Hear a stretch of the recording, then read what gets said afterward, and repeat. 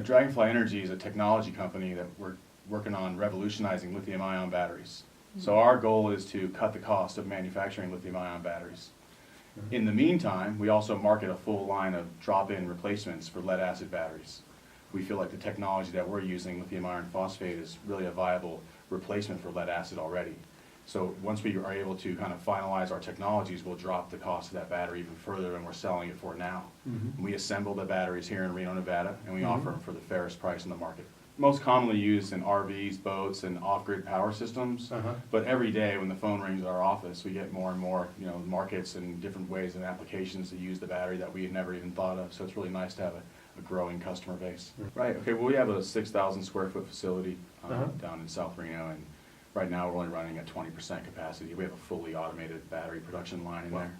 And I think that right now we have 5 employees, and we plan on growing to about 15 for the end of this year. Oh, perfect. Kind of push our production up as sales grow. It's going to be the key factor. It's growing the sales enough to be able to move the production up.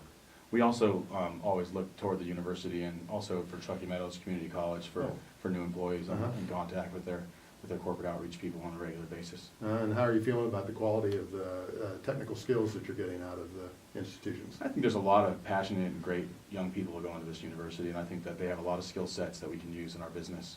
Just a matter of finding the right ones that we want to bring on board and help them grow their career. So through the Sontag competition, we originally started Origo. What Origo was an Internet of Things for essentially optimizing water flow on farm fields.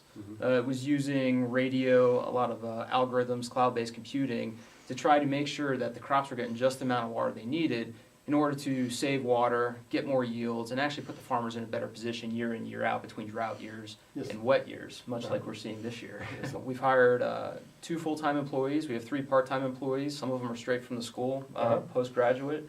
And we've been seeing month-on-month growth in our demand there. And so even though the initial business coming out of Sontag wasn't what we thought it would be, the process really helped us define how to grow a business from there.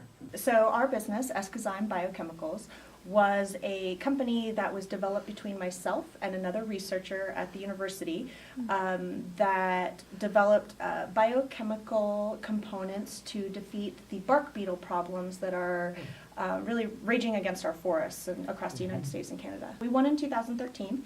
Our first 2 years post-competition win was really all about research and really getting a marketable product available to our customers. So we had to finish a little R&D and really go into production. And so we are producing now, and we're actually selling now. We're going in the right direction of what we had planned out. So really it's just a matter now of more customers. Tom Cazell and Dr. David Acoyne both had previous successes with their technology from their academic laboratories. So this is called a lateral flow immunoassay. Right? So this is exactly what you would find in a take-home pregnancy test. Right? So now the only difference between a take-home pregnancy test and what we're doing is the ingredients that are actually manufactured to put into this strip. Tom had developed some antibodies that basically identify biomarkers that show up in your bloodstream from basically a infectious disease called cryptococcal meningitis. Dave Acoyne was at the same time working on a project for a bacteria called Burkholderia. They said, hey, why don't we hire some students out of our lab and out of the business college.